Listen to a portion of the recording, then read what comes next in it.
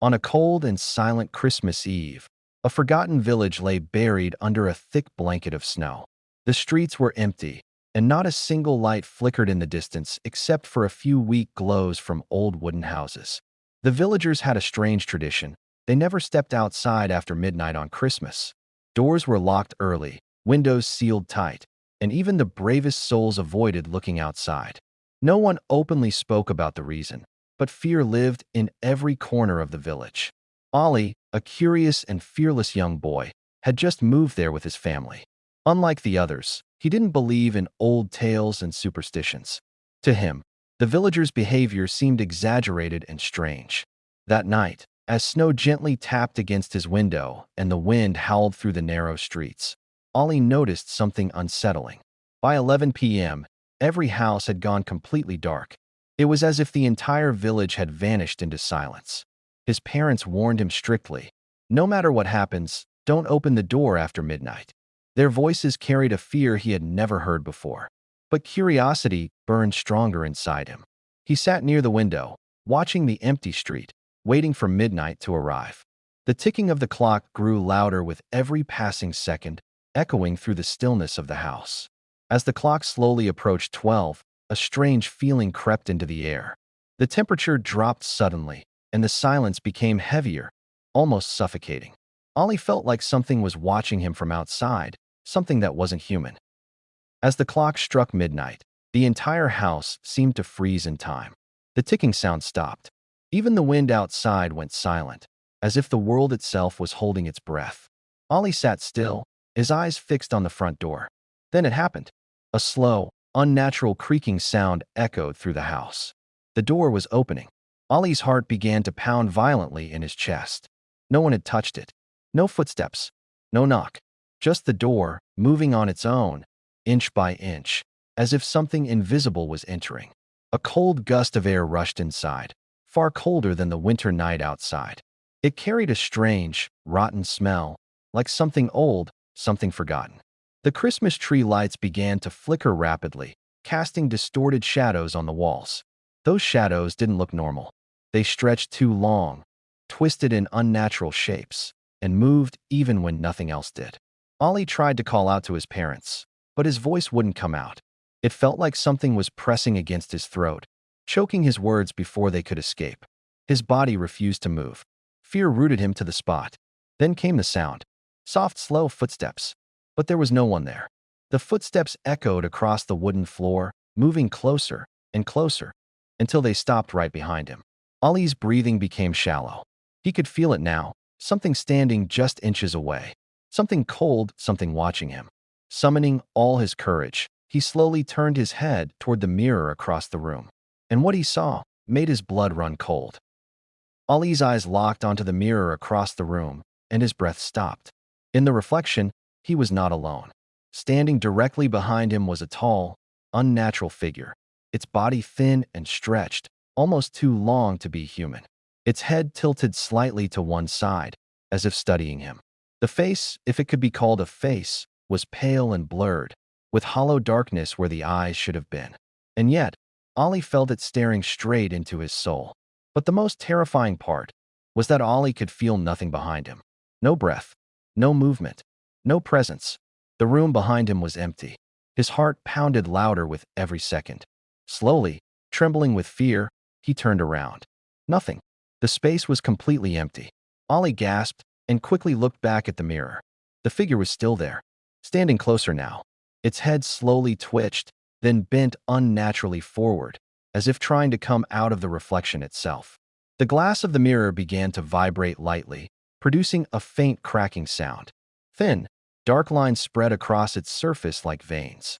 Ollie stumbled backward, his legs weak, his mind refusing to understand what he was seeing.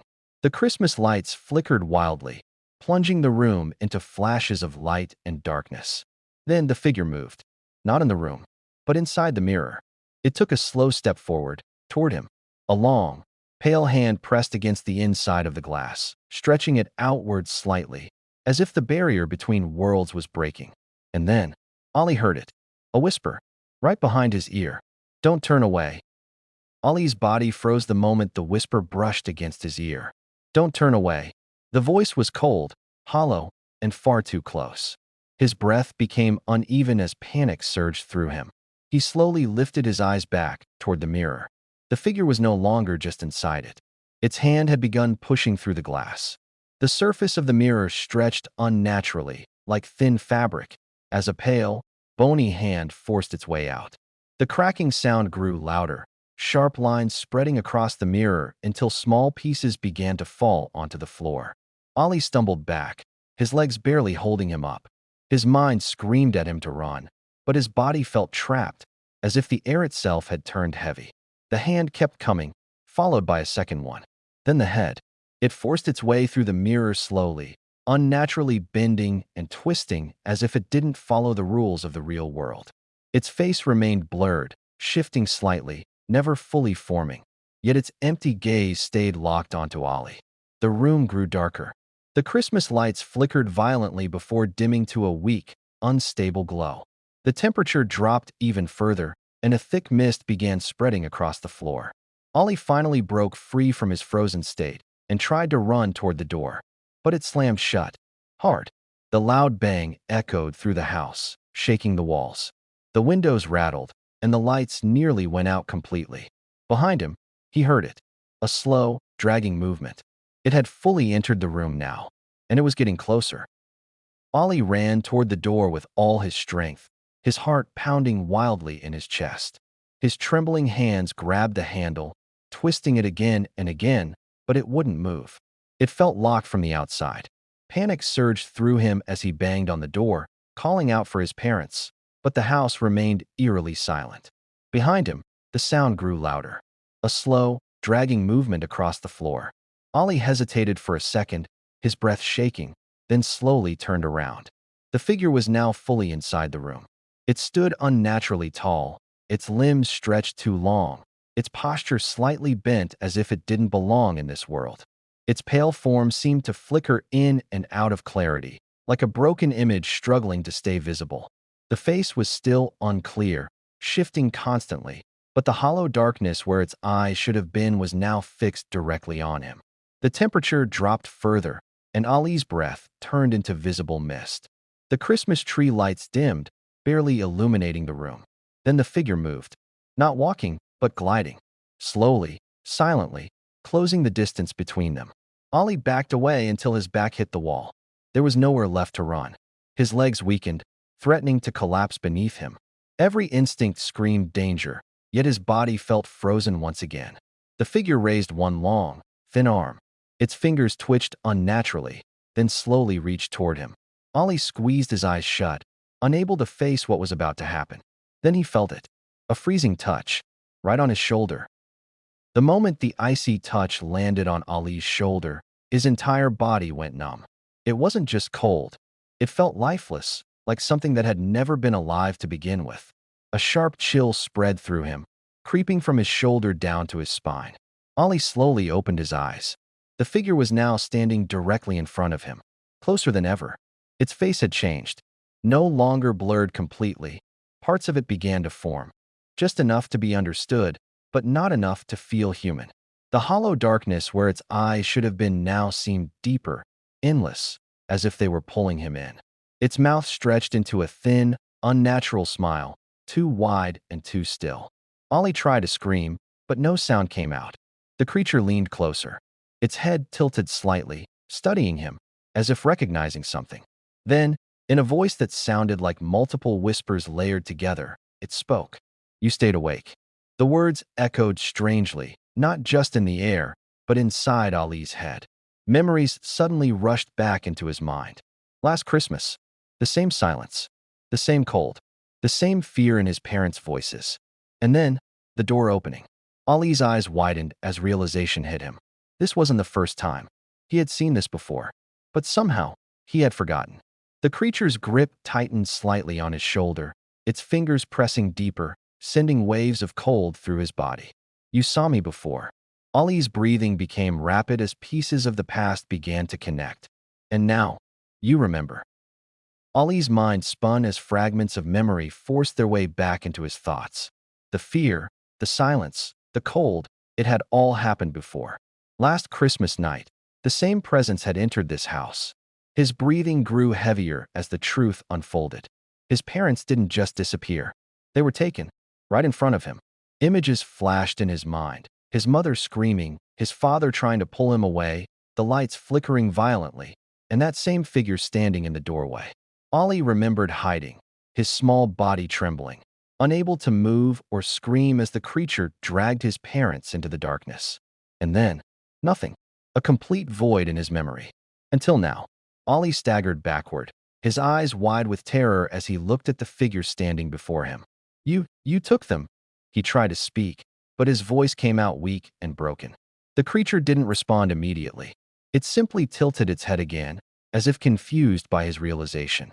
Then, slowly, it raised its arm and pointed toward him. You were chosen. The words echoed unnaturally, vibrating through the room. Ollie shook his head, refusing to accept it. Tears formed in his eyes as fear and anger mixed inside him. No, I won't go with you. For the first time, the figure reacted. Its smile widened, stretching far beyond what was possible. The room darkened further, the shadows growing thicker, closing in around them. You already did. Ollie froze. Those words sent a deeper chill through him than anything before. What? He whispered. The creature took a slow step closer. And then, it reached out again. Ollie's heart raced as the creature's long, pale fingers reached toward him. Each movement was unnaturally slow, deliberate, as if savoring the fear it had caused. The shadows in the room thickened, twisting along the walls and ceiling like dark smoke, reaching for him from every corner. The air itself felt heavy, almost alive, pressing down on him. He tried to move, to run, but his legs refused. Every step seemed to sink into the floor, as though the house itself was holding him in place. The figure's presence pressed against him now, not just physically, but mentally. A cold, paralyzing weight filled his mind, and memories of his parents' disappearance flashed violently before him. He saw them, terrified, being pulled into a void, their screams trapped in silence. The creature leaned closer. Its face, still pale and distorted, became sharper in the flickering light. Its hollow eyes seemed to pierce through Ollie, reading every thought, every fear. The thin, stretched smile widened, unnatural and cruel. Then it spoke, its voice a chilling whisper layered with countless tones. Every Christmas, one must join me. Ollie's chest tightened. He realized he was not the first, and he would not be the last. The creature's hand grazed his shoulder, sending a shock of cold through his body, rooting him to the spot. The Christmas tree lights flickered violently and went out entirely, plunging the room into darkness. A strange sound began, soft at first, a scraping, dragging noise. It grew louder, echoing from the walls themselves, surrounding him. The shadows started to converge, forming shapes that reached out to him from the corners of the room. Ollie's eyes darted around, searching for an escape. But the room had changed. Doors shifted, windows disappeared, and the walls seemed to close in. He realized, with a growing terror, that there was no escape. And then the creature whispered again. Now it's your turn. Ollie's mind screamed for a way out, but his body refused to obey. The room around him seemed alive, walls stretching, shadows crawling, and the very floor twisting beneath his feet. The Christmas tree shuddered violently, scattering ornaments that rolled across the floor like tiny, screaming eyes. The creature's long fingers gripped his shoulder with an icy force, rooting him to the spot. Its hollow gaze bored into Ollie's soul, pulling at memories and fears, twisting them into a tight knot of panic. Every heartbeat felt like a hammer striking his chest. He could barely breathe. Then, as if sensing his terror, the figure moved closer. Its limbs bent at impossible angles, gliding across the floor without a sound. Ollie's eyes darted around desperately. Doors were gone, windows replaced by black voids, and the ceiling seemed to stretch higher, leaving him feeling trapped in an endless night. The creature leaned down, its distorted face inches from his. Its voice, a chilling chorus of whispers, echoed inside Ollie's head. Do you remember them? Ollie's stomach turned. He saw flashes of his parents, screaming, struggling, fading into the darkness that now consumed the house. A wave of helplessness washed over him. He wanted to cry, to scream, to fight, but his body remained frozen.